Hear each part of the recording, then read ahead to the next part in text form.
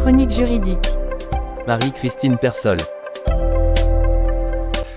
Bonjour Marie-Christine, comment allez-vous? Bonjour Thierry, bonjour à tous. Écoutez, tout va bien avec un hiver qui semble s'installer, mais sinon tout va bien. Alors aujourd'hui nous allons parler dépôt de bilan et droits des salariés en commençant par la situation pratique. Alors, une situation pratique due à la conjoncture, je suis salarié d'une entreprise, des bruits courts laissant entendre que le dépôt de bilan est proche. Quels seront mes droits? Et Alors tout c'est d'abord, effectivement une préoccupation pour les salariés qui ont des emprunts, par exemple, ou autres. Que va-t-il advenir de cet emploi? hmm. Tout d'abord, faut-il entendre par un dépôt de bilan? On entend souvent ce terme, mais qu'y a-t-il sous cette réalité? Alors, le dépôt de bilan, c'est une procédure au terme de laquelle une entreprise déclare officiellement qu'elle est en situation de cessation des paiements. Alors, tout de suite, une définition. Qu'est-ce que la cessation des paiements?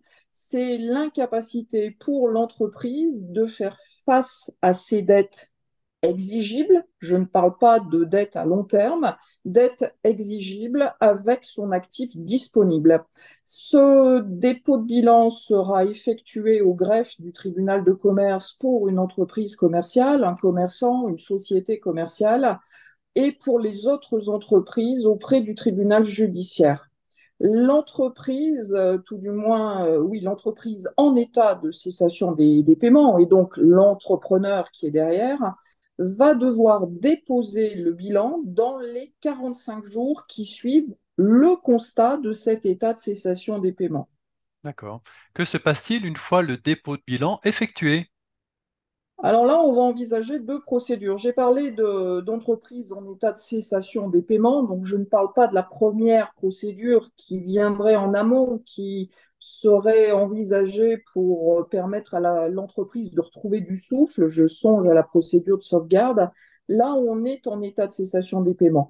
Donc, deux procédures peuvent être envisagées, à savoir soit le redressement judiciaire, soit la liquidation judiciaire. La procédure de redressement judiciaire vise à permettre la poursuite de l'activité, le maintien de l'emploi et l'apurement du passif. Concernant la liquidation judiciaire, donc là, elle va mettre fin à l'activité de l'entreprise. On va réaliser les actifs, c'est-à-dire céder les actifs, afin de désintéresser les créanciers. Quels sont les droits des salariés, notamment en termes de salaire et d'indemnité de licenciement? Alors, c'est une question qui se pose, effectivement. Le salarié à qui on dit vous allez perdre votre emploi va nécessairement s'interroger sur la question de savoir y a-t-il des fonds pour m'indemniser? J'ai 30 ans d'ancienneté, est-ce que je vais percevoir mon indemnité? En la matière, dès l'ouverture de la procédure, les salariés vont élire un représentant qui va servir d'intermédiaire entre le juge et eux.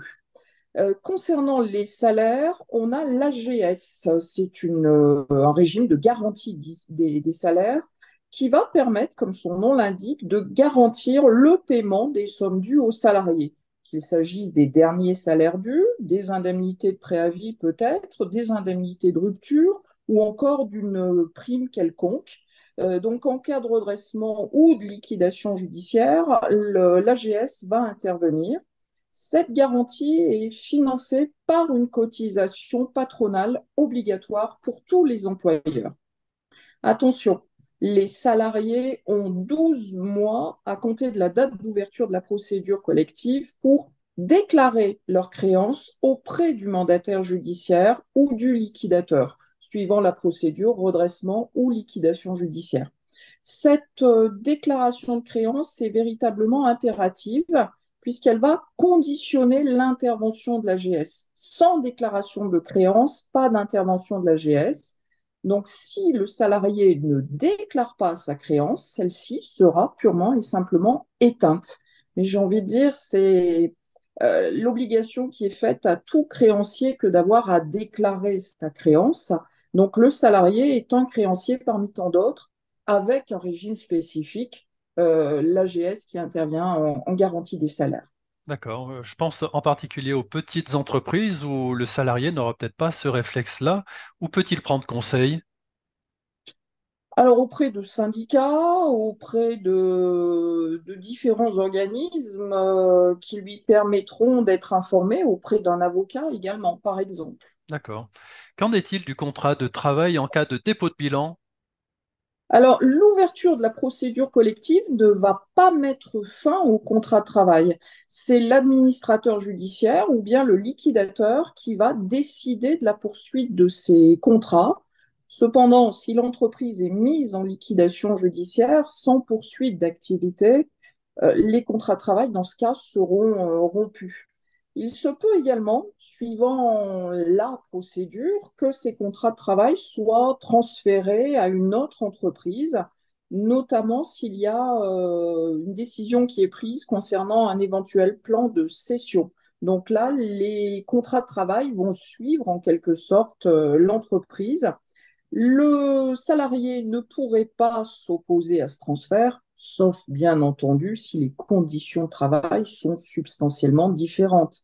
Je percevais 2000 euros, on me propose d'être repris au SMIC, nécessairement le salarié pourrait refuser la modification.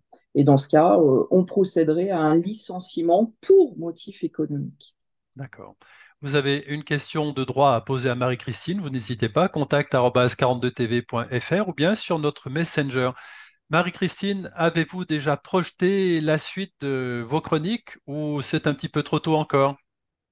C'est encore brouillon. Alors, on a abordé une question de droit du travail et de droit des entreprises en difficulté. On pourrait continuer sur le droit du travail avec une décision intéressante de la Cour de cassation récente sur les modes de preuve, notamment en termes de droit du travail.